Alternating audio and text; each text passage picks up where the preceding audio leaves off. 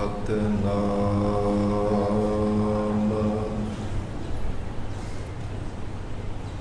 ਕਰਤਾ ਪੁਰਖ ਨਿਰਭਉ ਨਿਰਵੈਰ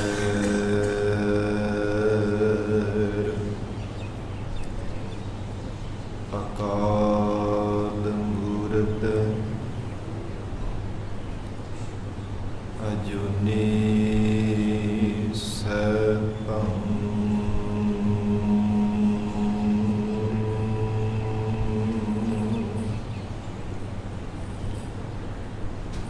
ਗੁਰ ਪ੍ਰਸਾਦ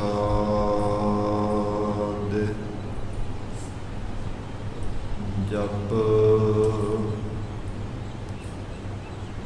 ਆਦਿ ਸਚ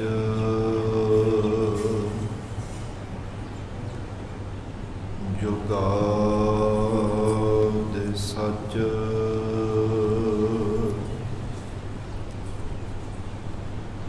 ਹੈ ਭੀ ਸਚ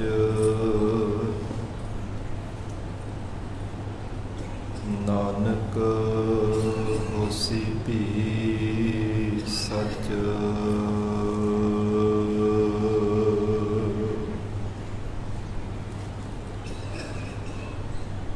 ਤੇਰੇ ਕਵਨ ਕਵਨ ਗੁਣ ਕਹਿ ਕਹਿ ਗਾਵਾ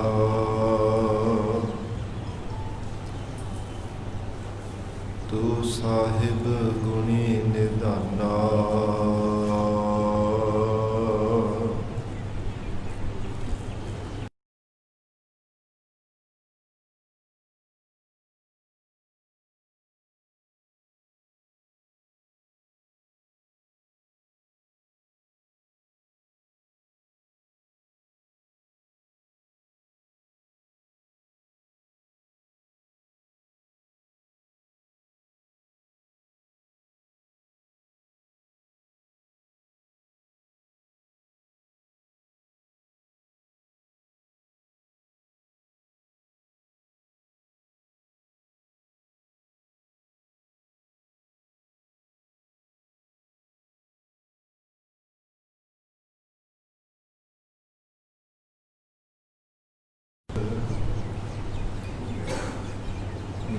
ਬੇਸੁਮਾਰ ਅਥਾਹ ਅਗਨਤ ਅਤੁਲੈ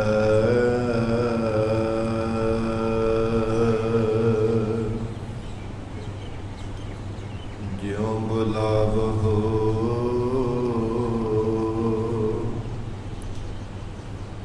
ਤਿਉ ਨਾਨਕ ਦਾਸ ਬੁਲੈ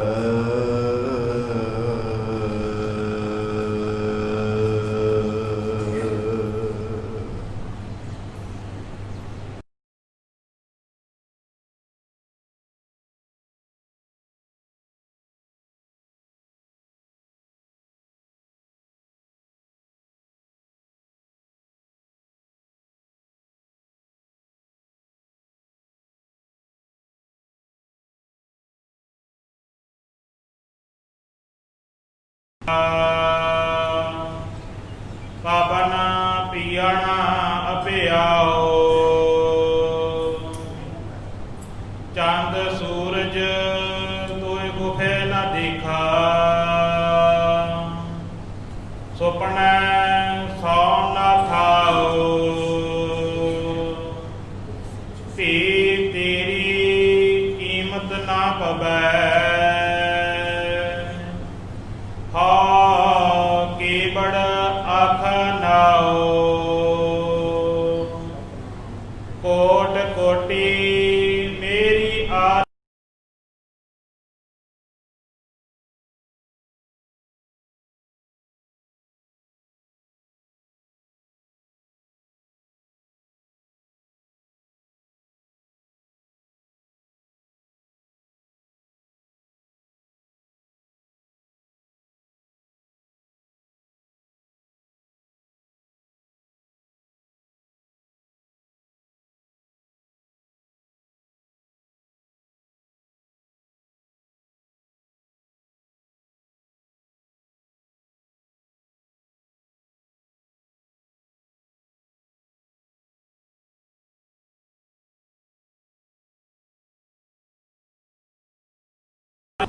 पतित पावन भगत वत्सल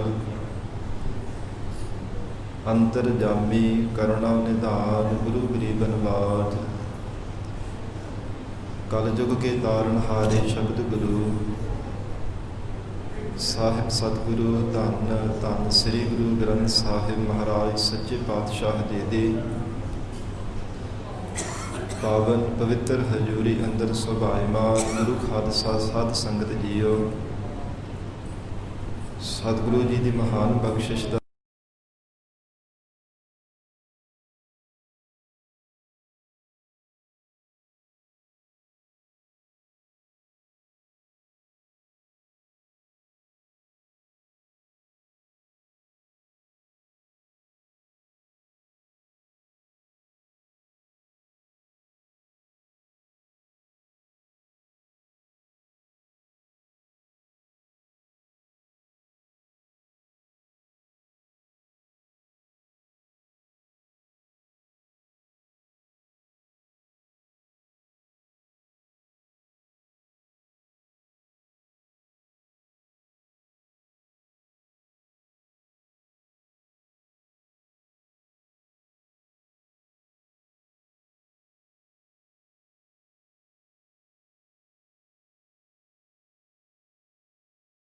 है केवल संखेप रूप ਦੇ ਵਿੱਚ ਵਿਚਾਰ ਕਰਕੇ ਫਿਰ ਲੜੀਵਾਰ ਗੁਰੂ ਸ਼ਬਦ ਦੀ ਵਿਚਾਰ ਦੇ ਨਾਲ ਜੁੜਨਾ ਹੈ।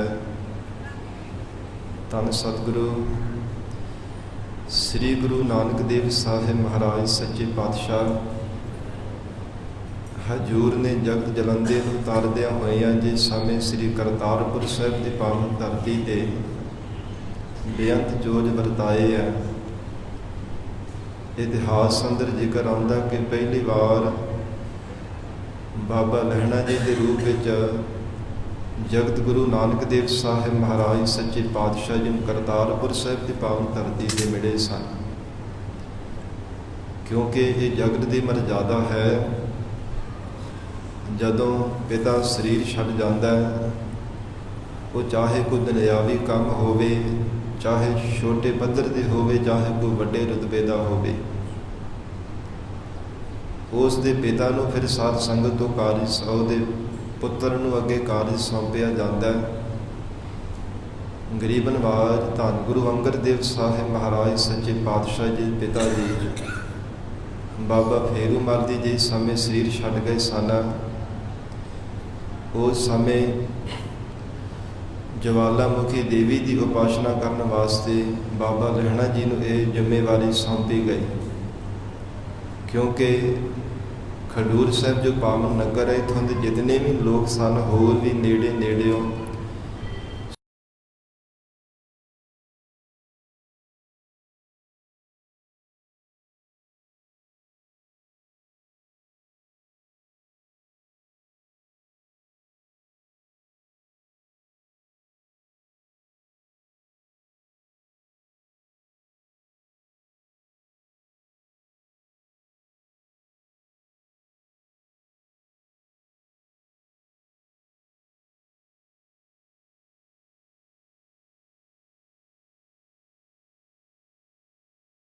ਗੁਰੂ ਨਾਨਕ ਦੇਵ ਸਾਹਿਬ ਮਹਾਰਾਜ ਸੱਚੇ ਪਾਤਸ਼ਾਹੀ ਦੇ ਦੀਦਾਰ ਕਰਨ ਵਾਸਤੇ ਆਏ ਨੇ। ਸੁਦੇ ਸਿੱਧ ਹੀ ਅੱਗੋਂ ਮਹਾਰਾਜ ਸੱਚੇ ਪਾਤਸ਼ਾਹ ਜੀ ਆ ਰਹੇ। ਸਤਿਗੁਰੂ ਨਾਨਕ ਦੇਵ ਸਾਹਿਬ ਮਹਾਰਾਜ ਜੀ ਨੂੰ ਪੁੱਛ ਲਿਆ, ਘੋੜੀ ਤੇ ਅਸਵਾਰ ਸਨ ਬਾਬਾ ਲਹਿਣਾ ਜੀ। ਕਹਿਣ ਲੱਗੇ ਕਿ ਗੁਰੂ ਨਾਨਕ ਦੇਵ ਸਾਹਿਬ ਮਹਾਰਾਜ ਸੱਚੇ ਪਾਤਸ਼ਾਹੀ ਦੇ ਦਰਸ਼ਨ ਕਰਨੇ ਹੈ, ਕਿੱਥੇ ਮਿਲਣਗੇ? ਨਿਮਰਤਾ ਦੇ ਪੁੰਜ ਮਹਾਰਾਜ ਸੱਚੇ ਪਾਤਸ਼ਾਹ ਕਹਿਣ ਲੱਗੇ, ਆਓ ਸਾਡੇ ਪਿੱਛੇ ਪਿੱਛੇ ਆਈ ਜਾਵੋ, ਗੁਰੂ ਨਾਨਕ ਦੇਵ ਸਾਹਿਬ ਮਹਾਰਾਜ ਦੇ ਦਰਸ਼ਨ ਕਰਾ ਦਿੰਦੇ ਆ। ਘੋੜੀ ਦੇ ਉੱਪਰ ਅਸਵਾਰ ਹੀ ਸਹਿਜ ਸਹਿਜ ਪਿੱਛੇ ਪਿੱਛੇ ਚੱਲ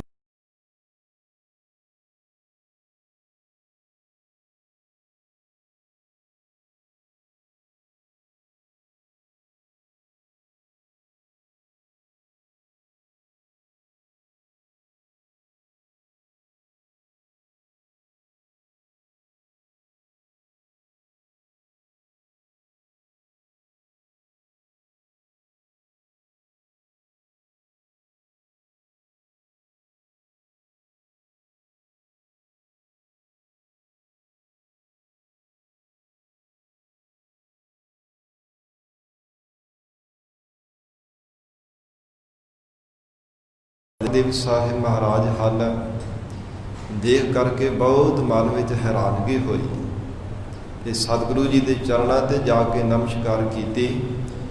ਫਿਰ ਵੈਰਾਗ ਵਿੱਚ ਜਾ ਕੇ ਬੇਨਤੀ ਕੀਤੀ, ਮਹਾਰਾਜ ਸੱਚੇ ਪਾਤਸ਼ਾਹ ਸਾਡੇ ਤੋਂ ਆਪ ਜੀ ਦਾ ਅਪਮਾਨ ਹੋ ਗਿਆ ਹੈ, ਇਹ ਮਹਾਰਾਜ ਕਿਰਪਾ ਕਰਕੇ ਭੁੱਲ ਬਖਸ਼ੋ।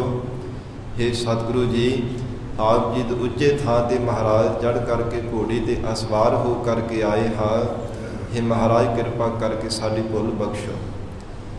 ਅੰਤਰਜਾਮੀ ਸਤਿਗੁਰੂ ਜੀ ਨੇ ਮੁਸਕਰਾ ਕੇ ਬਚਨ ਕੀਤੇ, ਭਾਈ ਸਿੱਖਾ ਤੇਰਾ ਨਾਮ ਕੀ ਹੈ? ਕਹਿਣ ਲੱਗੇ, ਜੀ ਮੇਰਾ ਨਾਮ ਹੈ ਲਹਿਣਾ।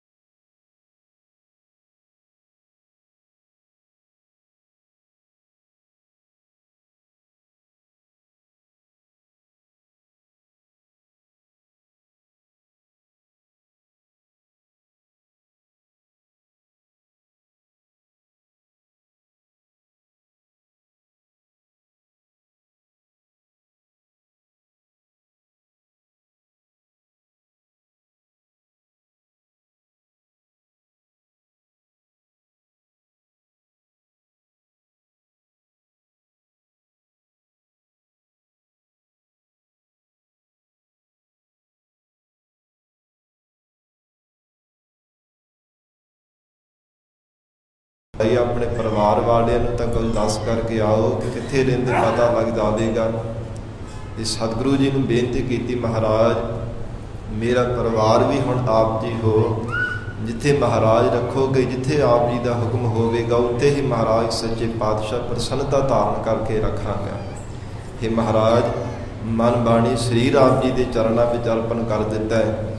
हे ਸਤਿਗੁਰੂ ਜੀ, ਮੇਰੇ ਵਾਸਤੇ ਸਭ ਕੁਝ ਆਪ ਜੀ ਹੀ ਹੋ, ਆਪ ਤੋਂ ਬਿਨਾਂ ਮਹਾਰਾਜ ਮੇਰਾ ਕੋਈ ਜਗਤ ਅੰਦਰ ਸੰਗੀ ਸਾਥੀ ਨਹੀਂ ਹੈ। ਬੇਨਤੀ ਕੀਤੀ,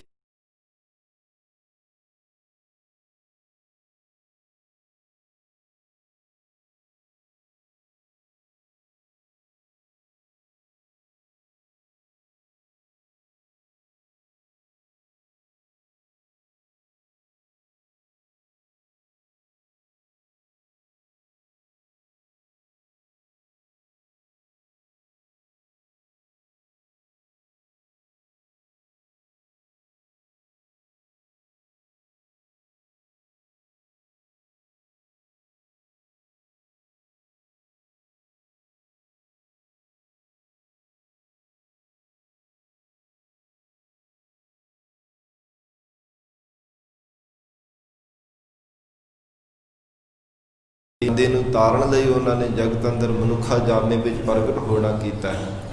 ਇਸ ਲਈ ਸਾਡੀ ਫਿਕਰ ਨਹੀਂ ਕਰਨੀ, ਮਹਾਰਾਜ ਸੱਚੇ ਪਾਤਸ਼ਾਹ ਦੀ ਸ਼ਰਨ ਦੇ ਵਿੱਚ ਹੁਣ ਜਾਣਾ ਹੈ। ਇਤਿਹਾਸ ਅੰਦਰ ਜ਼ਿਕਰ ਆਉਂਦਾ ਹੈ ਕਿ ਇੱਕ ਪੰਡ ਲੂਣ ਦੀ ਲੈ ਕੇ ਤੇ ਸਿਰ ਤੇ ਚੱਕ ਕੇ ਸਤਿਗੁਰੂ ਜੀ ਦੇ ਕੋਲ ਆ ਗਏ। ਉਸ ਸਮੇਂ ਮਹਾਰਾਜ ਸੱਚੇ ਪਾਤਸ਼ਾਹ ਜਗਤ ਗੁਰੂ ਨਾਨਕ ਦੇਵ ਸਾਹਿਬ ਮਹਾਰਾਜ ਜੀ ਸਿੱਖਾਂ ਨੂੰ ਔਰ ਹਜੂਰ ਦੇ ਨਾਲ ਦੋਨੋਂ ਹੀ ਸਾਹਿਬਜ਼ਾਦੇ ਸਤਿਗੁਰੂ ਜੀ ਝੋਨੇ ਵਿੱਚੋਂ ਨਦੀਨ ਕਢਾਉਣ ਦੀ ਸੇਵਾ ਕਰਾ ਰਹੇ ਸਨ। ਜਦੋਂ ਆਏ ਤੇ ਮਾਤਾ ਸੁਲੱਖਣੀ ਜੀ ਨੂੰ ਆ ਕਰਕੇ ਨਮਸਕਾਰ ਕੀਤੀ, ਬੇਨਤੀ ਕਰਕੇ ਪੁੱਛਣ ਲੱਗੇ, ਐ ਮਾਤਾ ਜੀ ਮਹਾਰਾਜ ਸੱਚੇ ਪਾਤਸ਼ਾਹ ਜੀ ਕਿੱਥੇ ਹਨ? ਤੇ ਮਾਤਾ ਸੁਲੱਖਣੀ ਜੀ ਨੇ ਵਚਨ ਕੀਤਾ, ਕਹਿਣ ਲੱਗੇ, ਭਾਈ ਸਿੱਖਾ ਕੇ ਇੱਥੇ ਬੈਠ ਜਾਵੋ, ਥੋੜ੍ਹੀ ਦੇਰ ਤੱਕ ਆ ਜਾਣਾ। ਬਾਹਰ ਜੋ ਖੇਤਾਂ ਵਿੱਚ ਨਦੀਨ ਕਢਾਉਣ ਦਾ ਕਾਰਜ ਮਹਾਰਾਜ ਸੱਚੇ ਪਾਤਸ਼ਾਹ ਕਰਵਾ ਰਹੇ ਹੈ।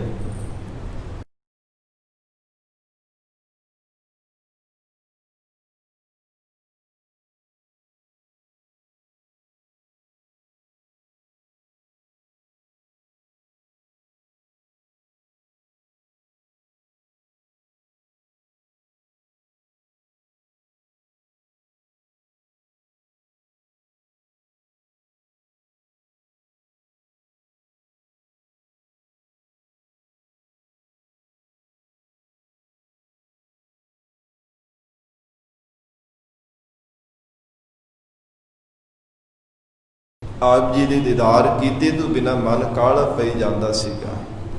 ਚਿੱਤ ਬਹੁਤ ਚਾਹਵਾਨ ਸੀਗਾ ਕਿ ਮਹਾਰਾਜ ਕਿਹੜਾ ਸਮਾਂ ਹੋਵੇ ਤੁਹਾਡੇ ਦਰਸ਼ਨ ਹੋ ਜਾਣ। ਇਸ ਲਈ ਮਹਾਰਾਜ ਕਾਹਲੀ ਹੋ ਗਈ ਹੈ। ਉਸ ਸਮੇਂ ਹਜੂਰ ਨੇ ਸਤ ਸੰਗਤ ਜੀ ਨਦੀਨ ਦੇ ਨਾਲ ਭਰੀ ਹੋਈ ਜਿਹੜੀ ਪੰਡ ਸੀ ਨਾ ਘਾਹ ਦੀ, ਉਹ ਸਤ ਸੰਗਤ ਜੀ ਬਣਾ ਕਰਕੇ ਪਹਿਲਾਂ ਤਾਂ ਸਾਹਿਬਜ਼ਾਦਿਆਂ ਜੀ ਨੂੰ ਵਚਨ ਕੀਤਾ, ਉਹਨਾਂ ਨੇ ਇਨਕਾਰ ਕਰ ਦਿੱਤਾ ਕਿ ਸਾਡੇ ਸੁੰਦਰ ਜਿਹੜੇ ਕੱਪੜੇ ਹੈ ਇਹ ਗਾਰ ਦੇ ਨਾਲ ਮਲੀਨ ਹੋ ਜਾਵਣਗੇ। ਸਿੱਖਾਂ ਨੇ ਵੀ ਟਾਲ ਮਟੋਲ ਕੀਤਾ। ਜਦੋਂ ਬਾਬਾ ਲਹਿਣਾ ਜੀ ਵਾਲੇ ਸਤਿਗੁਰੂ ਜੀ ਨੇ ਅਜੇ ਇਸ਼ਾਰਾ ਹੀ ਕੀਤਾ, ਉਸੇ ਸਮੇਂ ਕਮਰ ਕੱਸਾ ਕਰ ਲਿਆ। ਭਾਵੇਂ ਇਤਿਹਾਸ ਵਿੱਚ ਜ਼ਿਕਰ ਆਉਂਦਾ ਕਿ ਮਹਿੰਗੇ ਮੁੱਲ ਵਾਲੇ ਕੱਪੜੇ ਪੋਸ਼ਾਕ ਵੀ ਜੋ ਸਰੀਰ ਤੇ ਧਾਰਨ ਕੀਤੀ ਹੋਈ ਸੀ ਉਹਦਾ ਵੀ ਕੋਈ ਪਰਵਾਹ ਨਾ ਕੀਤੀ। ਸਤ ਵਚਨ ਕਹਿ ਕੇ ਸੀਸ ਤੇ ਪੰਡ ਚੱਕ ਲਈ ਔਰ ਰਸਤੇ ਵਿੱਚ ਤੁਰੇ ਜਾਂਦਿਆਂ ਹੋਇਆਂ ਮਹਾਰਾਜ ਸੱਚੇ ਪਾਤਸ਼ਾਹੀ ਨੂੰ ਯਾਦ ਕਰਦਿਆਂ ਹੋਇਆਂ ਜਾ ਰਹੇ ਨੇ ਕਿ ਇਹ ਜਿਹੜਾ ਨਦੀਨ ਕੱਢਿਆ ਹੈ ਇਹ ਧੋ ਕਰਕੇ ਸਾਫ਼ ਕਰਕੇ ਪਸ਼ੂਆਂ ਦੇ ਖਾਣ ਦੇ ਕੰਮ ਆਵੇਗਾ। ਗਰੀਬ ਨਵਾਜ ਮਹਾਰਾਜ ਸੱਚੇ ਪਾਤਸ਼ਾਹ ਜੀ ਵੀ ਜਦੋਂ ਆਏ, ਜਿਸ ਸਮੇਂ ਗੁਰੂ ਘਰ ਪਹੁੰਚੇ ਤੇ ਮਾਤਾ ਸੁਲੱਖਣੀ ਜੀ ਦੇਖ ਕਰਕੇ ਬਹੁਤ ਹੈਰਾਨ ਹੋਏ। ਰਿਹਾ ਨਾ ਗਿਆ, ਬੇਨਤੀ ਕੀਤੀ ਦੋਵੇਂ ਹੱਥ ਜੋੜ ਕੇ,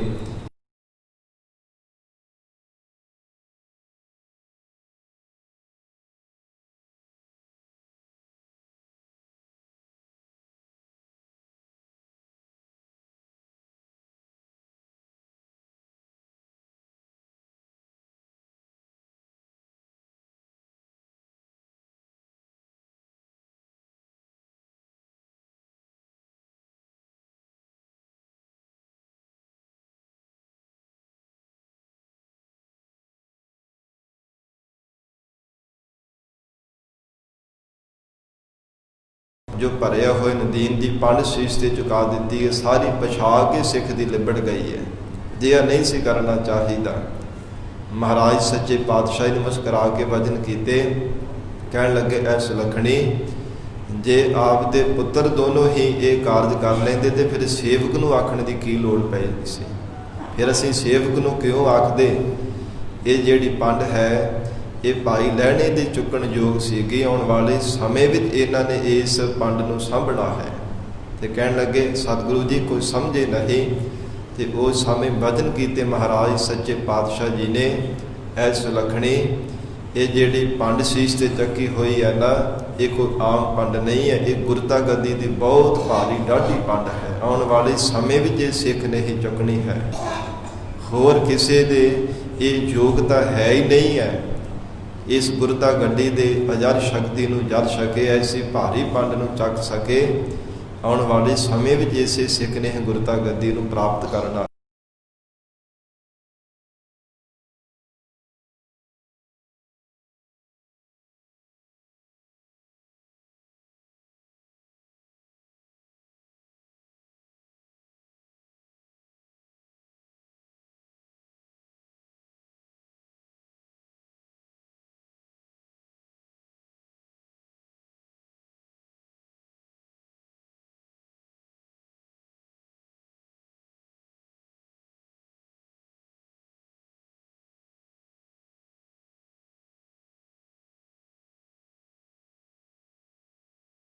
ਵਿੱਚ ਗੁਰਤਾ ਗੱਦੀ ਤੇ ਬਿਰਾਜਮਾਨ ਹੋਣਾ, ਪਰ ਫਿਰ ਵੀ ਹਜੂਰ ਸਾਰੀ ਸੰਗਤ ਦੇ ਸਾਹਮਣੇ, ਪਰਿਵਾਰ ਦੇ ਸਾਹਮਣੇ ਮਹਾਰਾਜ ਸੱਚੇ ਪਾਤਸ਼ਾਹ ਹਰ ਸਮੇਂ ਬਾਰ-ਬਾਰ ਪਰਖ ਕਰਦੇ ਕਿ ਕਿਸੇ ਦੇ ਮਨ ਵਿੱਚ ਕੋਈ ਸ਼ੰਕਾ ਨਾ ਰਹਿ ਜਾਵੇ। ਇਸ ਪ੍ਰਕਾਰ ਧੰਨ ਸਤਿਗੁਰੂ ਸ੍ਰੀ ਗੁਰੂ ਨਾਨਕ ਦੇਵ ਸਾਹਿਬ ਮਹਾਰਾਜ ਸੱਚੇ ਪਾਤਸ਼ਾਹ ਹਜੂਰ ਨੇ ਬਹੁਤ ਸਾਰੀਆਂ ਕਸਵੱਟੀਆਂ ਲਗਾਈਆਂ।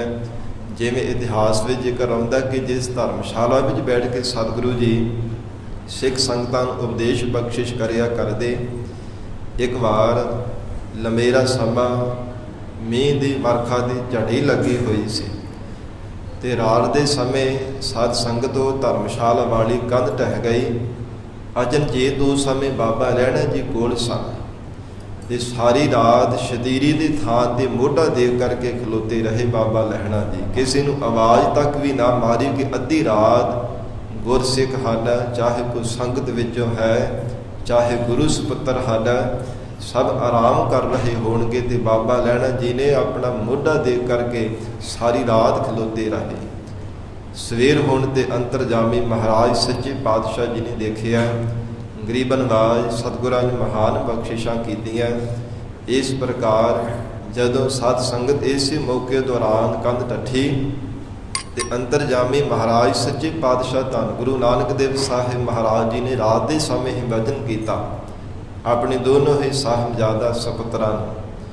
ਜਿਵੇਂ ਬਾਬਾ ਸ਼੍ਰੀ ਚੰਦ ਜੀ ਨੂੰ ਕਿਹਾ ਕਿ ਆਓ ਸਪੁੱਤਰ, ਇਹ ਧਰਮਸ਼ਾਲਾ ਦੀ ਕੰਧ ਡਿੱਗ ਗਈ ਹੈ, ਇਹ ਰਾਤ ਦੇ ਸਮੇਂ ਹੁਣੇ ਹੀ ਇਸ ਨੂੰ ਬਣਾਉਣਾ ਕਰੋ। ਤੇ ਕਹਿਣ ਲੱਗੇ ਮਹਾਰਾਜ ਜੀ ਸਾਡਾ ਕਾਰਜ ਥੋੜ੍ਹਾ, ਨਾਲੇ ਕਾਹਲੀ ਵੀ ਕਾਹਦੀ ਹੈ, ਸਵੇਰ ਹੋਣ ਤੇ ਮਹਾਰਾਜ ਸੱਚੇ ਪਾਤਸ਼ਾਹ ਮਿਸਤਰੀ ਸੱਦ ਕੇ ਕੰਧ ਤਿਆਰ ਕਰਵਾ ਲਵਾਂਗੇ। ਕਿਉਂਕਿ ਗੁਰੂ ਪਰਮੇਸ਼ਰ ਕਰਕੇ ਨਹੀਂ ਸੀ ਮਨ ਵਿੱਚ ਭਾਵਨਾ, ਕੇਵਲ ਪਿਤਾ ਤੱਕ ਹੀ ਸੀਮਤ ਸਮਝਦੇ ਰਹੇ। ਔਰ ਇਸੇ ਪ੍ਰਕਾਰ ਜਿਵੇਂ ਬਾਬਾ ਸ਼੍ਰੀ ਚੰਦ ਜੀ ਨੇ ਜਵਾਬ ਦਿੱਤਾ ਤੇ ਬਾਬਾ ਲਖਮੀ ਦਾਸ ਜੀ ਵੀ ਆਪਣੇ ਭਰਾਤਾ ਦੇ ਸਹਾਇਕ ਹੋ ਕਰਕੇ ਰਹਿੰਦੇ ਸਨ, ਤੇ ਇਹਨਾਂ ਨੇ ਵੀ ਜਵਾਬ ਦਿੱਤਾ। ਫਿਰ ਬਾਬਾ ਲਹਿਣਾ ਜੀ ਵੱਲ ਮਹਾਰਾਜ ਸੱਚੇ ਪਾਤਸ਼ਾਹ ਨੇ ਇਸ਼ਾਰਾ ਕੀਤਾ ਤੇ ਕਮਰ ਕੱਸਾ ਕਰਕੇ ਉਸੇ ਸਮੇਂ ਹੀ ਕੰਧ ਉਸਾਰਨ ਲੱਗ ਪਏ। ਇਹ ਮਹਾਨ ਸੇਵਾ ਕੀਤੀ।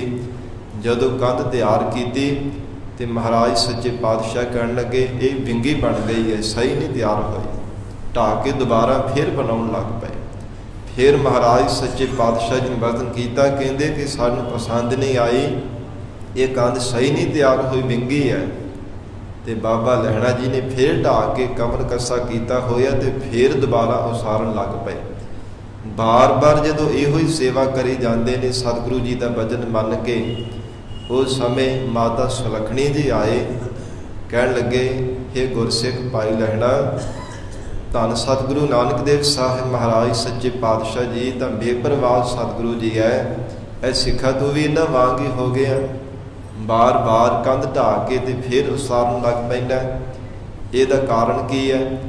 ਤੇ ਉਸ ਸਮੇਂ ਦੋਵੇਂ ਹੱਥ ਜੋੜ ਕੇ ਬਾਬਾ ਲਹਿਣਾ ਜੀ ਕਹਿਣ ਲੱਗੇ ਹੇ ਮਾਤਾ ਜੀ, ਇਹਦੇ ਵਿੱਚ ਮੇਰਾ ਕੋਈ ਵੀ ਮਨੋਰਥ ਨਹੀਂ ਹੈ, ਕਿਉਂਕਿ ਸੇਵਕ ਦਾ ਫਰਜ਼ ਹੈ ਕਿ ਗੁਰੂ ਦਾ ਵਚਨ ਮੰਨਣਾ, ਮਾਲਕ ਦੇ ਕਹੇ ਵਚਨਾਂ ਅਨੁਸਾਰ ਚੱਲਣਾ। ਜਿਵੇਂ ਮਾਲਕ ਹੁਕਮ ਕਰਦਾ ਹੈ ਤਿਵੇਂ ਸਿੱਖ ਦਾ ਫਰਜ਼ ਹੈ ਕਿ ਵਚਨ ਨੂੰ, ਗੁਰੂ ਕੇ ਹੁਕਮ ਨੂੰ ਸਿਰ ਮੱਥੇ ਸਤ ਵਚਨ ਕਹਿ ਕੇ ਮੰਨਣਾ। ਇਹਦੇ ਵਿੱਚ ਮੇਰਾ ਕੋਈ ਪ੍ਰਯੋਜਨ ਨਹੀਂ ਹੈ। ਕੰਧ ਤਿਆਰ ਹੁੰਦੀ ਹੈ, ਚਾਹੇ ਢਹਿ ਜਾਂਦੀ ਹੈ, ਸਹੀ ਬਣਦੀ ਜਾਂ ਗਲਤ ਬਣਦੀ ਹੈ, ਸਤਿਗੁਰੂ ਜੀ ਜਾਣਦੇ ਹੈ। ਜੇਕਰ ਹੇ ਮਾਤਾ ਜੀ, ਮੈਂ ਤੁਹਾਨੂੰ ਵੀ ਬੇਨਤੀ ਕਰਦਾ ਕਿ ਅਜਿਹਾ ਵਚਨ ਕੋਈ ਨਾ ਮੇਰੇ ਸਾਹਮਣੇ ਕਰੋਗੇ ਜਿਸ ਕਰਕੇ ਮੇਰਾ ਸਿਦਕ ਡੋਲ ਜਾਵੇ। ਐਸਾ ਵਚਨ ਆਪ ਜੀ ਕਰੋ ਜਿਸ ਕਰਕੇ ਮੇਰਾ ਸਿਦਕ ਹੋਰ ਵੀ ਪਰਪੱਕ ਹੋ ਜਾਵੇ ਕਿ ਗੁਰੂ ਕੇ ਵਚਨਾਂ ਨੂੰ ਮੈਂ ਸਤ ਕਰਕੇ ਜੀਵਨ ਦੇ ਵਿੱਚ ਮੰਨਾਂ। ਕਿਉਂਕਿ ਸਿੱਖ ਦਾ ਫਰਜ਼ ਹੈ ਕਿ ਮਹਾਰਾਜ ਸੱਚੇ ਪਾਤਸ਼ਾਹ ਦੇ ਵਚਨਾਂ ਨੂੰ ਸਤ ਕਰਕੇ ਮੰਨਣਾ। ਇਸ ਪ੍ਰਕਾਰ ਦੇ ਜੀਵਨ ਪਰਯੰਤ ਵੀ ਮਹਾਰਾਜ ਸੱਚੇ ਪਾਤਸ਼ਾਹ ਮੇਰੇ ਤੋਂ ਇਹ ਸੇਵਾ ਕਰਾਉਂਦੇ ਰਹਿਣ ਤੇ ਇਸੇ ਤਰ੍ਹਾਂ ਹੀ ਕਰਦਾ ਰਹਾਂਗਾ। ਕਿਉਂਕਿ ਸਿੱਖ ਦਾ ਫਰਜ਼ ਹੈ ਗੁਰੂ ਦਾ ਵਚਨ ਮੰਨ ਕੇ ਜੀਵਨ ਨੂੰ ਸਫਲਿਆ ਕਰਨਾ। ਫਿਰ ਉਸ ਸਮੇਂ ਇਹ ਕਸਵੱਟੀ ਵਿੱਚ ਵੀ ਮਹਾਰਾਜ ਸੱਚੇ ਪਾਤਸ਼ਾਹ ਧੰਨ ਗੁਰੂ ਅੰਗਦ ਦੇਵ ਸਾਹਿਬ ਜੀ ਪੂਰੇ ਉਤਰੇ। ਫਿਰ ਸਾਧ ਸੰਗਤ ਇੱਕ ਦਿਨ ਬਿੱਲੀ ਨੇ ਸਾਧ ਸੰਗਤ ਜੀ ਜੋ ਵਿਸ਼ਟਾ ਗੰਦਗੀ ਸੀ ਉਹ ਧਰਮਸ਼ਾਲਾ ਵਿੱਚ ਕਰ ਦਿੱਤੀ। ਫਿਰ ਚੂਹਾ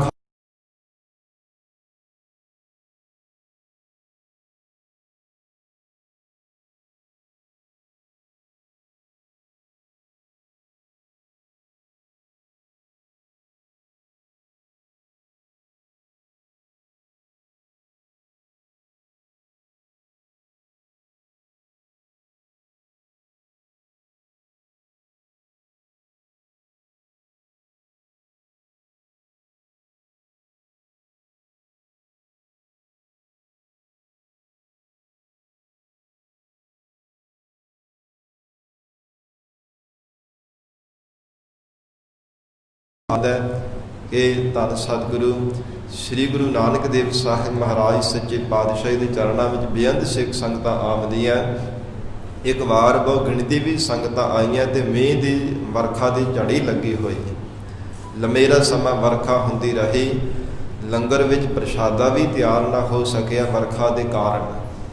ਤੇ ਸਿੱਖ ਸੰਗਤਾਂ ਨੂੰ ਭੁੱਖ ਲੱਗੀ ਹੋਈ। ਐਵੇਂ 2-4 ਦਿਨ ਲੰਘ ਗਏ। ਜਦੋਂ ਤੇ ਸਾਧ ਸੰਗਤ ਸਿੱਖਾਂ ਨੇ ਆ ਕੇ ਬੇਨਤੀ ਕੀਤੀ, ਮਹਾਰਾਜ ਸੱਚੇ ਪਾਤਸ਼ਾਹ ਐ ਸਤਿਗੁਰੂ ਜੀ, ਸੰਗਤਾਂ ਭੁੱਖੀਆਂ ਹੀ ਬੈਠੀਆਂ ਹਨ, ਕੋਈ ਲੰਗਰ ਪ੍ਰਸ਼ਾਦ ਵੀ ਛਕਣ ਵਾਸਤੇ ਨਹੀਂ ਪ੍ਰਾਪਤ ਹੋਇਆ, ਮਹਾਰਾਜ ਨੂੰ ਕੀ ਕਰਨਾ ਚਾਹੀਦਾ? ਤੇ ਸਤਿਗੁਰੂ ਜੀ ਨੇ ਸਿੱਧੇ ਸਿੱਧੇ ਹੀ ਭਜਨ ਕੀਤੇ। ਉੱਥੇ ਕਿੱਕਰ ਦਾ ਰੁੱਖ ਸੀਗਾ। ਕਹਿਣ ਲੱਗੇ ਪਹਿਲਾਂ ਆਪਣੇ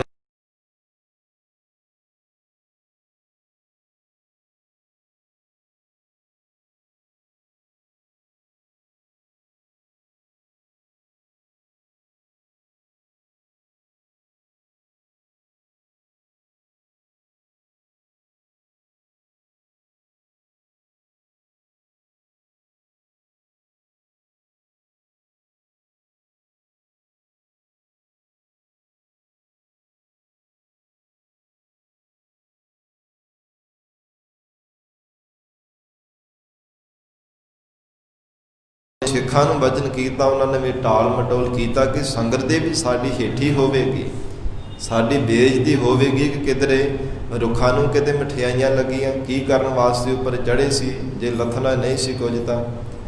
ਜਦੋਂ ਸਿੱਖਾਂ ਨੇ ਔਰ ਮਹਾਰਾਜ ਸੱਚੇ ਪਾਤਸ਼ਾਹ ਜੀ ਦੋਨੋਂ ਹੀ ਸਾਹਿਬਜ਼ਾਦਿਆਂ ਨੇ ਜਵਾਬ ਦੇ ਦਿੱਤਾ। ਫਿਰ ਪਰਖ ਦੀ ਵਾਰੀ ਆਈ ਬਾਬਾ ਲਹਿਣਾ ਜੀ ਦੀ। ਹਜ਼ੂਰ ਨੇ ਵਚਨ ਕੀਤਾ, ਇਹ ਭਾਈ ਲਹਿਣਾ, ਮਹਾਰਾਜ ਸੱਚੇ ਪਾਤਸ਼ਾਹ ਜੀ ਕੀ ਹੁਕਮ ਹੈ ਆਪ ਜੀ ਦਾ। ਉਸੇ ਸਮੇਂ ਕਮਰ ਕੱਸਾ ਕਰ ਲਿਆ। ਕਹਿੰਦੇ ਇਹ ਕਿੱਕਰ ਦੇ ਰੁੱਖ ਦੇ ਉੱਪਰ ਚੜ੍ਹ ਕੇ ਟਾਹਣੀਆਂ ਹਿਲਾਓ, ਇੱਥੋਂ ਬਹੁਤ ਸਾਰੀਆਂ ਤਰ੍ਹਾਂ ਤਰ੍ਹਾਂ ਦੀਆਂ ਮਠਿਆਈਆਂ ਡਿੱਗਣਗੀਆਂ, ਉਹ ਸੰਗਤਾਂ ਨੂੰ ਛਕਾਇਓ, ਸੰਗਤਾਂ ਤ੍ਰਿਪਤ ਹੋ ਜਾਣਗੀਆਂ। ਉਸੇ ਸਮੇਂ ਕਮਰ ਕੱਸਾ ਕੀਤਾ ਤੇ ਸਤ ਵਚਨ ਕਹਿ ਕੇ ਉੱਪਰ ਚੜ੍ਹੀ ਜਾ ਰਹੇ ਨੇ ਤੇ ਸਿੱਖ ਮਖੌਲ ਕਰ ਰਹੇ, ਨਾਲੇ ਹੱਸਦੇ ਆ ਤੇ ਨਾਲੇ ਕਹਿੰਦੇ ਹੁਣ ਮਜ਼ਾ ਆਵੇਗਾ। ਇਹ ਭਾਈ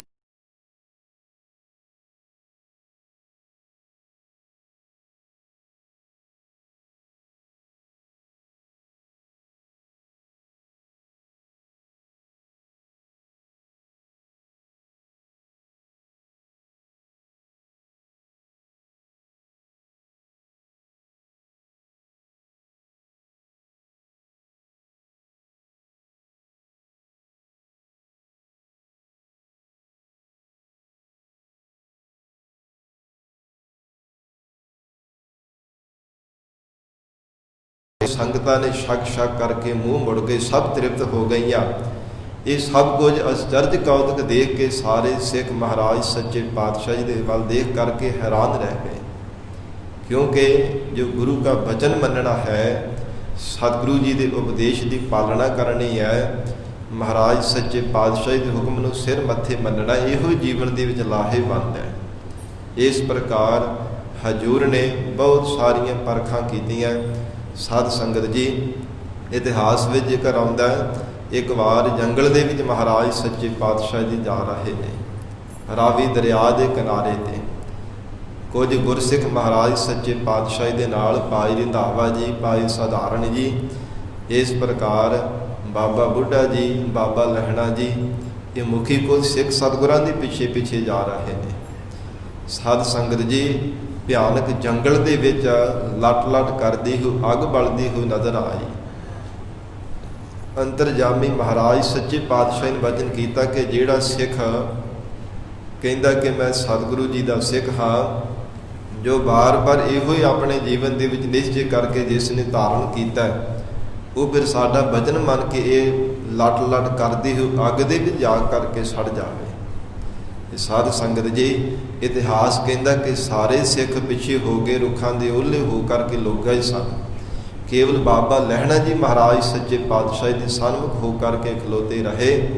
ਹਜ਼ੂਰ ਨੇ ਵਚਨ ਕੀਤਾ, ਤੂੰ ਗੁਰਸਿੱਖ ਹੈ, ਤੂੰ ਸਾਡਾ ਸਿੱਖ ਹੈ। ਮਹਾਰਾਜ ਆਪ ਜੀ ਤੋਂ ਬਿਨਾਂ ਮੇਰਾ ਹੋਰ ਕੌਣ ਹੈ? ਬਾਬਾ ਲਹਿਣਾ ਜੀ ਕਹਿਣ ਲੱਗੇ, ਮਹਾਰਾਜ ਤੁਹਾਡੇ ਤੋਂ ਬਿਨਾਂ ਮੇਰਾ ਕੋਈ ਨਹੀਂ। ਕਹਿੰਦੇ ਜੀ ਸਾਡਾ ਸਿੱਖ ਤੂੰ ਮੰਨਦਾ ਹੈ ਨਾ, ਤੇ ਫਿਰ ਵਚਨ ਮੰਨ ਕੇ ਇਹ ਲਟ ਕਰਦੀ ਹੋ ਅੱਗ ਦੇ ਵਿੱਚ ਚਿਖਾ ਦੇ ਵਿੱਚ ਸੜ ਜਾ। ਸਤ ਵਚਨ ਕਹਿ ਕੇ ਵਿੱਚ ਛਾਲ ਮਾਰੀ ਤੇ ਉੱਥੇ ਸਾਧ ਸੰਗਤ ਜੀ ਕੁਝ ਵੀ ਨਹੀਂ, ਕੇਵਲ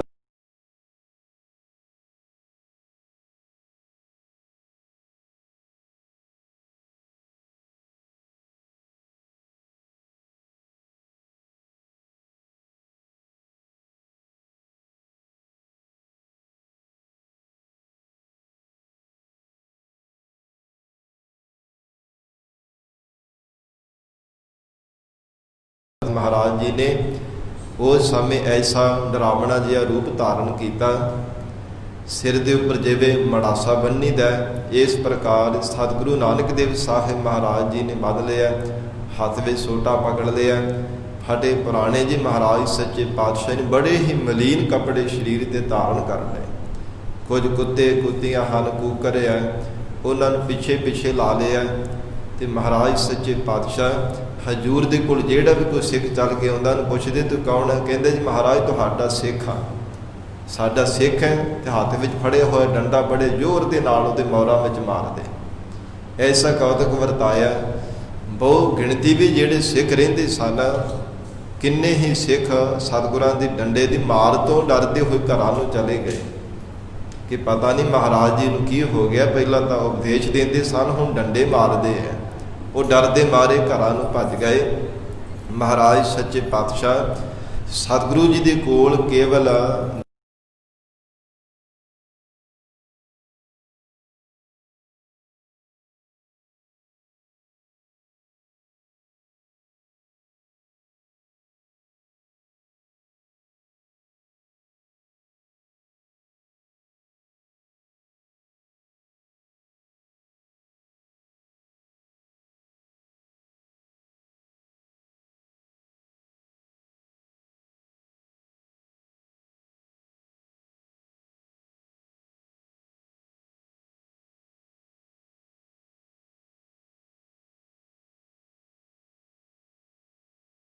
ਭਾਈ ਰੰਧਾਵਾ ਜੀ ਮਹਾਰਾਜ ਸੱਚੇ ਪਾਤਸ਼ਾਹ ਜੀ ਦੇ ਨਾਲ ਜਾ ਰਹੇ ਤੇ ਬਾਬਾ ਲਹਿਣਾ ਜੀ ਕਿੰਨੀ ਭਿਆਨਕ ਜੰਗਲ ਦੇ ਵਿੱਚ ਅਗਾਂਹ ਜਦੋਂ ਚਲੇ ਗਏ ਨੇ, ਉੱਥੇ ਕੀ ਦੇਖਿਆ? ਇੱਕ ਸਾਧ ਸੰਗਤ ਜੀ ਮੁਰਦੇ ਦੀ ਲੋਥ ਪਏ ਹੋਏ ਦੀ ਚਿੱਟੇ ਕੱਪੜੇ ਖਫਣ ਦੇ ਵਿੱਚ, ਜਿਵੇਂ ਕਫਨ ਪਾਇਆ ਜਾਂਦਾ ਚਿੱਟੇ ਰੰਗ ਦਾ, ਇੱਦਾਂ ਲਪੇਟੀ ਹੋਈ ਧਰਤੀ ਤੇ ਲਿਟੀ ਹੋਈ ਲੋਥ ਨਜ਼ਰ ਆਈ। ਸਤਿਗੁਰੂ ਜੀ ਨੇ ਬਚਨ ਕੀਤਾ ਤੁਸੀਂ ਸਾਡੇ ਸਿੱਖ ਹੋ? ਹਾਂ ਮਹਾਰਾਜ ਆਪ ਜੀ ਦੇ ਸਿੱਖ ਹਾਂ ਜੀ। ਕਹਿੰਦੇ ਜਿਹੜਾ ਸਾਡੀ ਫਿਰ ਸਿੱਖ ਆ ਨਾ, ਸਿੱਖੀ ਧਾਰਨ ਕੀਤੀ, ਸਾਡੀ ਪ੍ਰਸੰਨਤਾ ਪਾਉਣੀ ਚਾਹੁੰਦਾ ਸਾਡਾ ਵਚਨ ਮੰਨੇ, ਕਿਉਂਕਿ ਸਿੱਖ ਦਾ ਫਰਜ਼ ਹੈ ਵਚਨ ਮੰਨਣਾ। ਸਾਡਾ ਵਚਨ ਮੰਨੋ ਤੇ ਜਾਓ, ਜਾ ਕਰਕੇ ਉਹ ਪਈ ਹੋਈ ਲੋਥ ਨੂੰ ਜਾ ਕੇ ਮੁਰਦੇ ਨੂੰ ਖਾਣਾ ਕਰੋ। ਦੇਖ ਕਰਕੇ ਮਹਾਰਾਜ ਸੱਚੇ ਪਾਤਸ਼ਾਹ ਜੀ ਦਾ ਜਦੋਂ ਇਸ਼ਾਰਾ ਕੀਤਾ ਔਰ ਕੰਨਾਂ ਦੇ ਨਾਲ ਵਚਨ ਸੁਣਿਆ ਤੇ ਸੁਣ ਕੇ ਹੈਰਾਨ ਹੋ ਗਏ। ਬਾਬਾ ਬੁੱਢਾ ਜੀ ਇਤਿਹਾਸ ਵਿੱਚ ਜੇਕਰ ਆਉਂਦਾ, ਗੁਰੂ ਹਰਗੋਬਿੰਦ ਸਾਹਿਬ ਸੱਚੇ ਪਾਤਸ਼ਾਹ ਜੀ ਦੇ ਸਮੇਂ ਇਹ ਵਚਨ ਸੁਣਾਏ ਸੀ। ਕਹਿੰਦੇ ਸਨ ਮਹਾਰਾਜ ਅਸੀਂ ਵੀ ਰੁੱਖ ਦੇ ਓਹਲੇ ਹੋ ਗਏ ਸਾਂ। ਛੇਵੇਂ ਪਾਤਸ਼ਾਹ ਜੀ ਨੂੰ ਵਚਨ ਸੁਣਾਇਆ ਸੀ, ਕਿਉਂਕਿ ਬਾਬਾ ਬੁੱਢਾ ਜੀ ਮਹਾਨ ਗੁਰਸਿੱਖ ਜਿਨ੍ਹਾਂ ਨੇ ਛੇਵੇਂ ਸਰੂਪ ਤੱਕ ਗੁਰੂ ਘਰ ਦੀ ਮਹਾਨ ਸੇਵਾ ਨੂੰ ਨਿਭਾਇਆ ਹੈ। ਇਹ ਵਚਨ ਛੇਵੇਂ ਸਰੂਪ ਅੰਦਰ ਧੰਨ ਗੁਰੂ ਹਰਗੋਬਿੰਦ ਸਾਹਿਬ ਜੀ ਨੂੰ ਵੀ ਸੁਣਾਇਆ।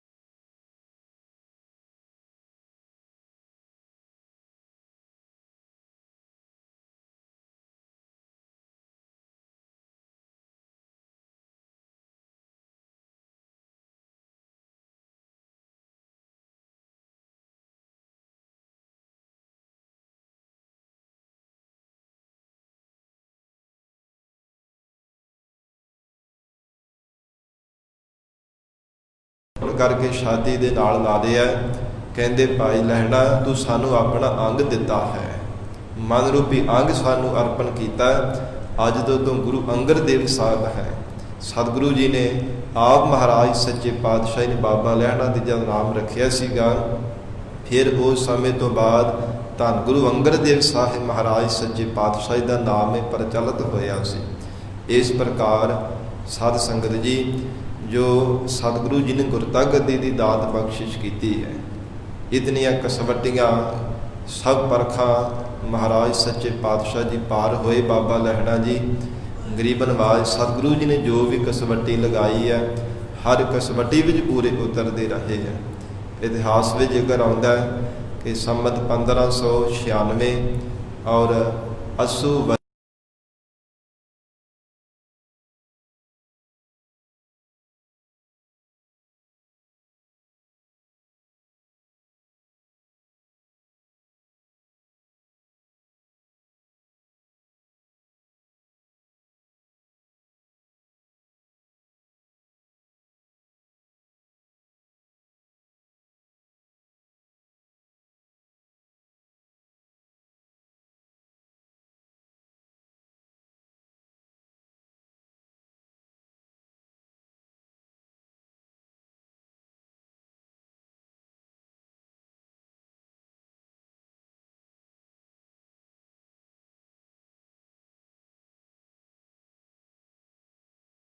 महाराज जी इस प्रकार अज साध संगत जी सतगुरु जी का जो गुरता गद्दी पावन दिवस है, जिमें धन गुरु नानक देव साहिब महाराज सच्चे पातशाह जी ने ज्योति जोत समाउण तो 5 दिन पहला ये गुरता गद्दी की दात बख्शी सी।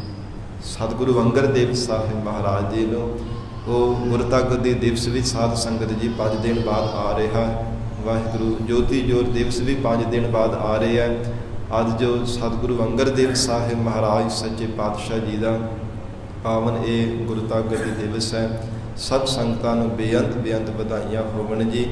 आओ हुण साध संगत जी लड़ीवार गुरबाणी की कथा नाल जुड़िए। धन सतगुरु श्री गुरु नानक देव साहिब महाराज सच्चे पातशाह जिवें पावन शब्द राही उपदेश बख्शिश कर रहे हैं, प्यार दे नाल बैठ के सरवण करिए। सतगुरु जी नूं सीस झुकावो, प्यार दे नाल उचारण करो जी। सतनाम श्री वाहेगुरु साहिब सतनाम।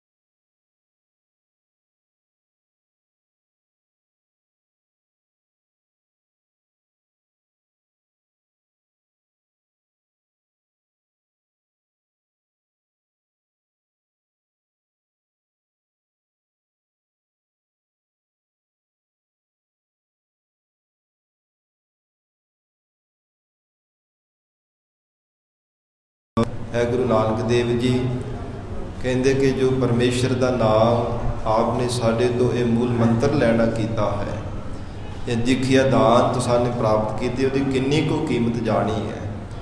जगत अंदर कितनी को परमेश्वर के नाम की कीमत है। इस प्रकार महाराज सच्चे पातशाह सतगुरु नानक देव साहिब जी ने दोवें हाथ जोड़ करके शब्द उच्चारण किया। महाराज है परमेश्वर जी आप जी के नाम की कीमत कौन जान सकता।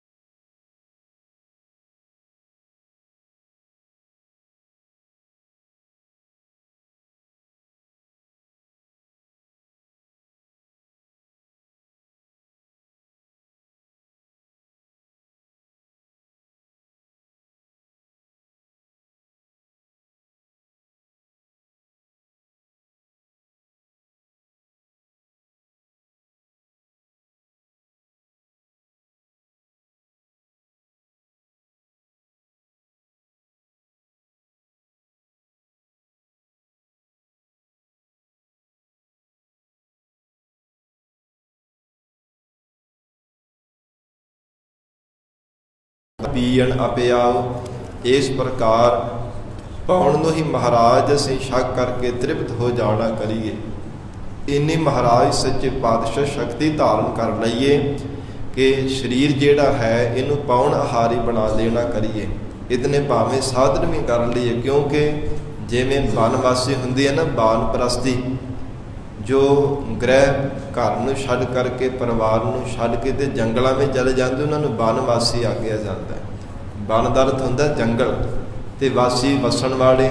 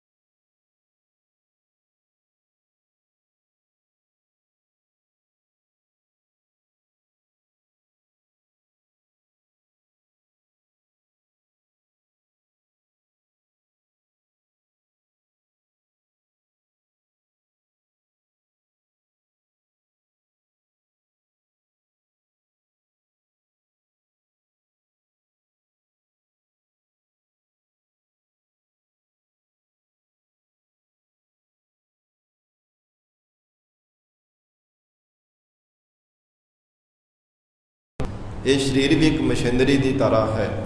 ਇਸ ਪ੍ਰਕਾਰ ਹਜੂਰ ਕਹਿੰਦੇ ਸੁਪਨੇ ਸੌਣ ਨਾ ਥਾਓ। हे ਮਹਾਰਾਜ, ਸੁਪਨੇ ਦੇ ਵਿੱਚ ਵੀ ਕਿਤੇ ਸੌਣਾ ਨਾ ਮਿਲੇ, ਜਾਗਦੇ ਹੀ ਰਹੀਏ ਔਰ ਆਪ ਜੀ ਦੇ ਨਾਮ ਦੀ ਕੀਮਤ ਪਾਉਣ ਦਾ ਬਾਰ-ਬਾਰ ਯਤਨ ਹੀ ਕਰਦੇ ਰਹੀਏ। ਕਿੰਨੀ ਕੁ ਕੀਮਤ ਹੈ, ਮਹਾਰਾਜ ਕੋਈ ਛਕਣਾ ਵੀ ਨਾ ਕਰੀਏ, ਕੇਵਲ ਆਪ ਜੀ ਦੇ ਨਾਮ ਦੀ ਕੀਮਤ ਪਾਉਣ ਦੇ ਵਿੱਚ ਹੀ ਲੱਗੇ ਰਹੀਏ। ਇਸ ਪ੍ਰਕਾਰ ਕਰੋੜਾਂ ਕਰੋੜਾਂ ਵਰਸ਼ ਉਮਰ ਹੋ ਜਾਵੇ ਤੇ ਮਹਾਰਾਜ ਆਪ ਜੀ ਦੇ ਨਾਮ ਦੀ ਕੀਮਤ ਪਾਉਣ ਵਿੱਚ ਹੀ ਭਾਵੇਂ ਲੱਗ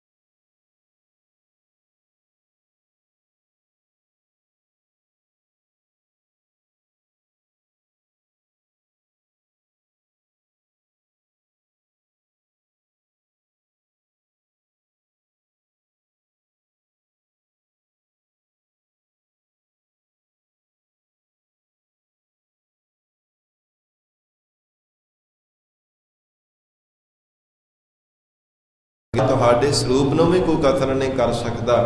ਨਿਰਗੁਣ ਸਰੂਪ ਦੀ ਵੀ ਐਸਾ ਆਪ ਜੀ ਦਾ ਸਰੂਪ ਹੈ। ਫਿਰ ਨਿਜ ਸਰੂਪ ਦੇ ਵਿੱਚ ਹੀ ਮਹਾਰਾਜ ਸੱਚੇ ਪਾਤਸ਼ਾਹ ਆਪ ਲੀਨ ਰਹਿਣ ਵਾਲੇ ਹੋ। ਸੁਣ ਸੁਣ ਆਖਣ ਆਖੜਾ। ਇਹ ਮਹਾਰਾਜ ਸੁਣ ਸ਼ਾਸਤਰਾਂ ਕਰਕੇ ਵੀ ਸੁਣ ਕਰਕੇ, ਔਰ ਸੁਣ ਸੰਸਾਰ ਦੇ ਮਹਾਤਮਾ ਕੋਲੋਂ, ਜਾਂ ਫਿਰ ਸੁਣ ਵੇਦਾਂ ਕਰਕੇ, ਧਾਰਮਿਕ ਗ੍ਰੰਥਾਂ ਕਰਕੇ ਮਹਾਰਾਜ ਆਪ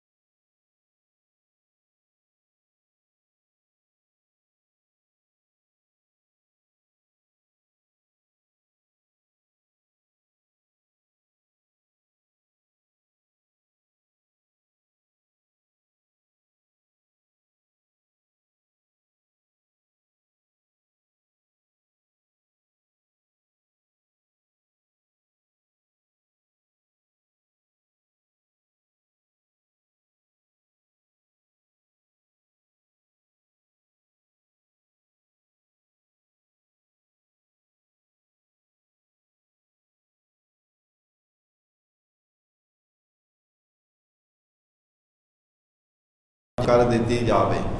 ਇਸ ਪ੍ਰਕਾਰ ਮਹਾਰਾਜ ਸੱਚੇ ਪਾਤਸ਼ਾਹ ਕਹਿੰਦੇ ਸਰੀਰ ਨੂੰ ਭਾਵੇਂ ਕੋ ਕਟਵਾ ਕਰਕੇ ਵੀ ਦੇਖ ਲਵੇ, ਇਸ ਪ੍ਰਕਾਰ ਸਰੀਰ ਨੂੰ ਰਗੜਾ ਰਗੜਾ ਕਰਕੇ ਇਹ ਸਰੀਰ ਦੀ ਹੋਂਦ ਵੀ ਭਾਵੇਂ ਖਤਮ ਕਰ ਦੇਣਾ ਕਰੇ।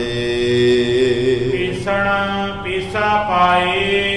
ਤੇ ਫਿਰ ਜਿਵੇਂ ਸਾਧ ਸੰਗਤ ਦੀ ਚੱਕੀ ਦੇ ਵਿੱਚ ਦਾਣੇ ਪਾਏ ਜਾਣ ਤੇ ਉਹਦਾ ਆਟਾ ਪੀਸਿਆ ਜਾਂਦਾ ਹੈ, ਆਟਾ ਐਨ ਇੱਕਦਮ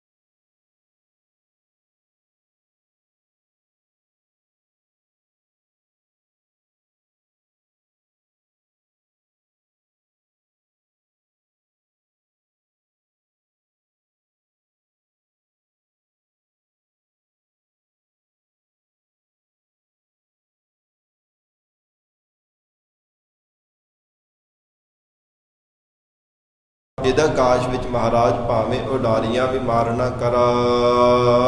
ਸੈ ਅਸਮਾਨੀ ਜਾਓ।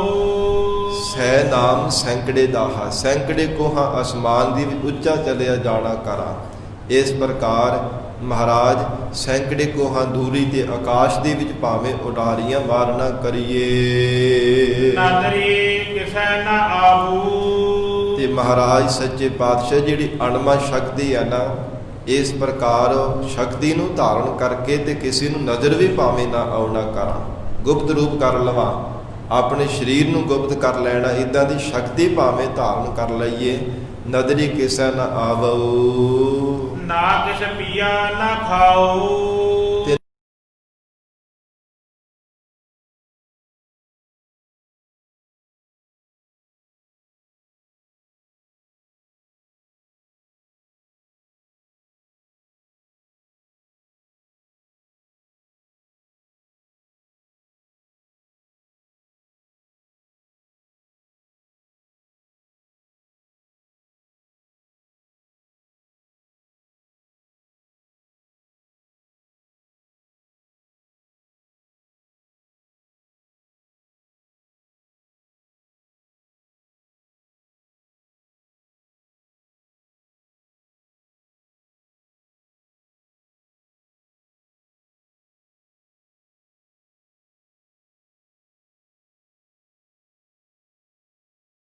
ਮਹਾਰਾਜ ਇਹ ਬਹੁਤੇ ਸਾਧਨ ਦੁਨੀਆ ਦੇ ਕਰਨ ਦੇ ਬਾਵਜੂਦ ਫਿਰ ਵੀ ਆਪ ਜੀ ਦੇ ਸਰੂਪ ਦਾ, ਤੁਹਾਡੇ ਸ਼੍ਰੋਮਣੀ ਵੱਡੇ ਨਾਮ ਦਾ ਕੋਈ ਅੰਤ ਨਹੀਂ ਪਾ ਸਕਦਾ।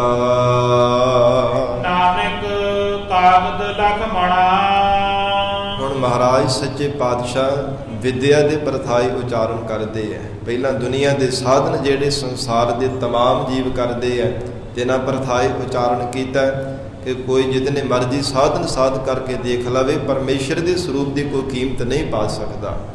ना ही परमात्मा के वड्डे नाम नूं कोई कथन कर सकता किन्ना को वड्डा परमेश्वर का नाम है। हजूर हुण विद्या परथाई उचारण करते हैं।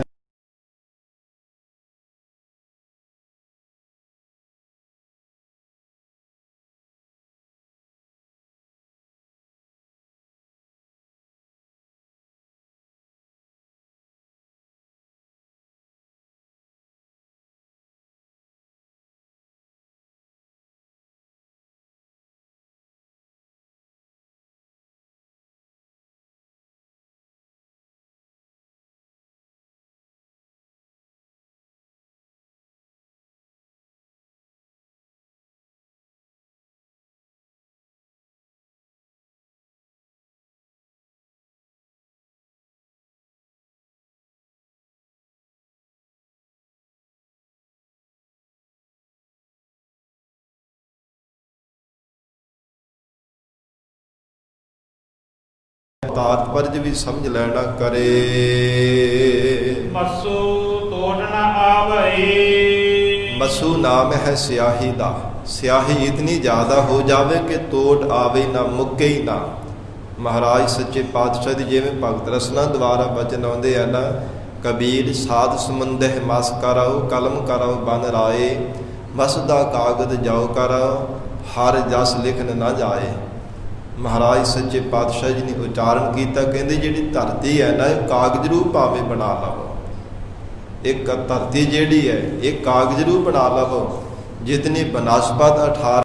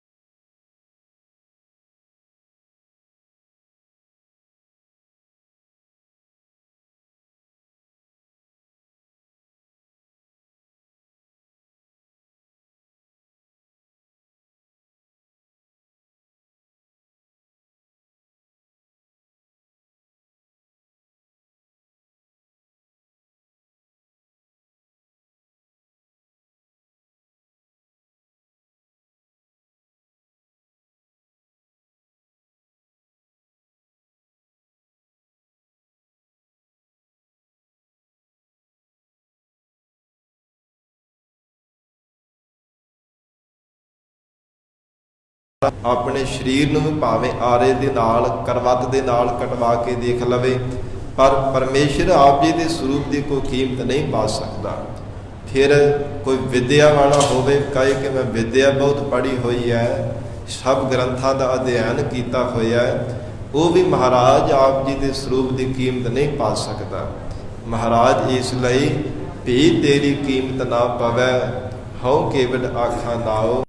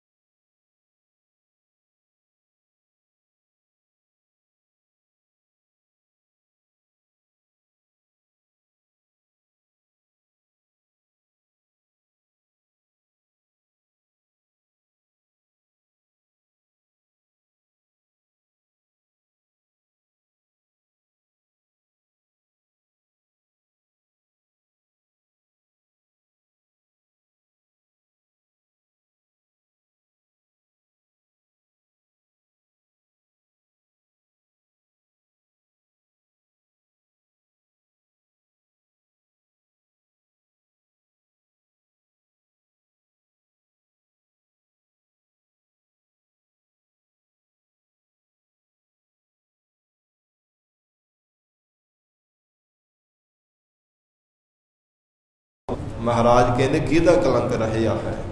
ਪਤਿਤ ਪਵਿੱਤ ਭਏ RAM ਕਹਿਤ ਹੀ। ਉਹ ਪਤਿਤ ਜੀਵ ਪਾਪੀ ਵੀ ਪਵਿੱਤਰ ਹੋ ਗਏ, ਨਿਰਮਲ ਹਿਰਦਿਆਂ ਵਾਲੇ ਹੋ ਗਏ, ਜਿਨ੍ਹਾਂ ਨੇ ਪਰਮੇਸ਼ਰ ਦਾ ਭਜਨ ਕੀਤਾ ਹੈ। ਔਰ ਪ੍ਰਭ ਕਾ ਸਿਮਰਨ ਸਭ ਤੇ ਉੱਚਾ, ਸਭ ਤੋਂ ਉੱਚਾ ਹੈ ਪਰਮੇਸ਼ਰ ਦਾ ਨਾਮ। ਐਸੀ ਬੇਅੰਤ ਵਡਿਆਈ ਹੈ ਪਰਮਾਤਮਾ ਦੇ ਨਾਮ ਦੀ।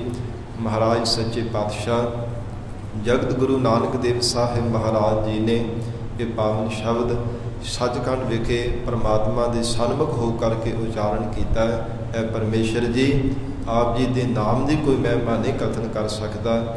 ਮਹਾਰਾਜ ਕਿਰਪਾ ਕਰਨ ਪਾਵਨ ਉਪਦੇਸ਼ ਸਾਡੇ ਹਿਰਦਿਆਂ ਅੰਦਰ ਵਸ ਜਾਵੇ, ਗੁਰੂ ਬਚਨਾਂ ਦੀ ਕਮਾਈ ਕਰਕੇ ਜੀਵਨ ਸਫਲਾ ਬਣਾ ਸਕੀਏ ਜੀ।